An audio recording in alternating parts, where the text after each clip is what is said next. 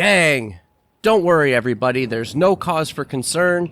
Ex-hardcore gamer here to talk about the game Boomerang X from developer Dang. Harness the power of a mythical boomerang to fling yourself through the air. Slice, fly, and blast through arenas swarming with evil creatures. Stay agile or meet your doom. The basic setup of Boomerang X is that you're going to teleport from area to area to fight enemies in different arenas. Each area has a certain number of waves of enemies that you need to complete before you can move on. Fortunately, you do not need to kill every enemy, just the ones that are marked with the yellow circles above them. As you make further progress through the game, you're going to unlock more abilities such as being able to slow down time, doing a teleport dash, and different types of attacks. The key to success in Boomerang X is being able to figure out what would be the fastest way to get through each wave and which abilities will help you do so. Whether you prefer to use keyboard and mouse or a controller, Boomerang X has got you covered. There are balancing difficulty levels based on which control method that you prefer. On top of having the options for different difficulty levels, there's also whether or not you want to have danger warnings and even a speedrun timer. To further mix up the gameplay, there's also options for invincibility mode, no shields mode, scattershot only mode, which is one of your attacks, or even a no gravity mode. But if you choose any of these options, there will be an asterisk next to your speedrun timer. All of these are welcome options, as Boomerang X is a very short game that can be completed in one sitting. Now note that I said can, but that does not mean that you have to or possibly will.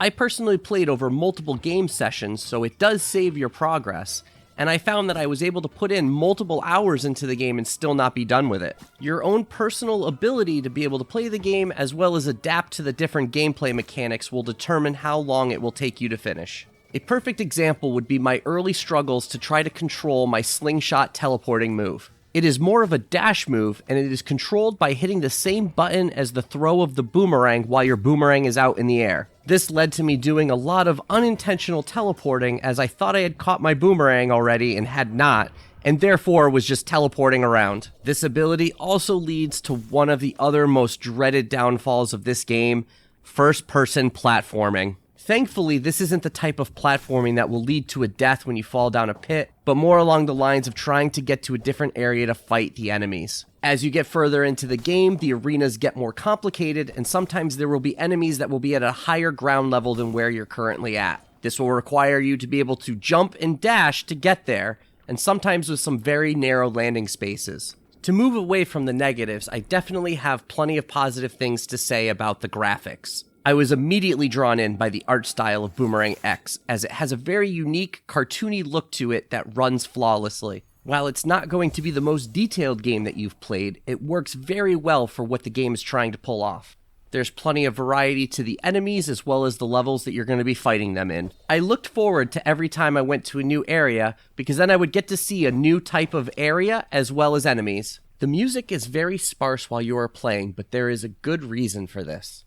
Instead of going for the usual constant background music, the developers have instead opted to have more of a reactive soundtrack. Music will be played periodically, but it's all in reaction to what is going on in the battles. I can't quite pinpoint how and why certain things would play, but everything just felt right when I did hear it. There are definitely plenty of things to like in Boomerang X, and when I wasn't fighting the controls and worrying about the jumping, I did have a lot of fun while playing. While I would have preferred a game that focused more on the shooting and dodging of attacks, I can appreciate what they were trying to accomplish. My gameplay style was more along the lines of slowing things down so I could take my time taking out enemies. But I can see how there are speedrun fans that would be able to enjoy trying to get through the game as quickly as possible as well. While it can be definitely frustrating at times, there are plenty of different ways that this game can appeal to different types of gamers, which makes it very easy to recommend to people check it out.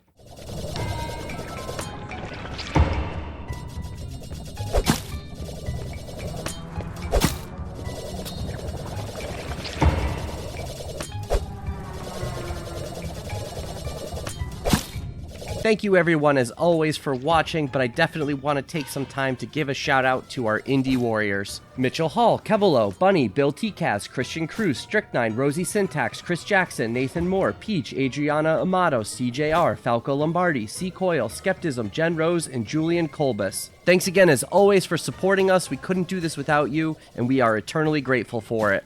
Look in the description box. There are different ways that you can help support both I Dream of Indie as well as independent gaming in general. We love any type of support that you give. Thank you again as always. I will see you next time. Again, I am the X Hardcore Gamer, and enjoy gaming.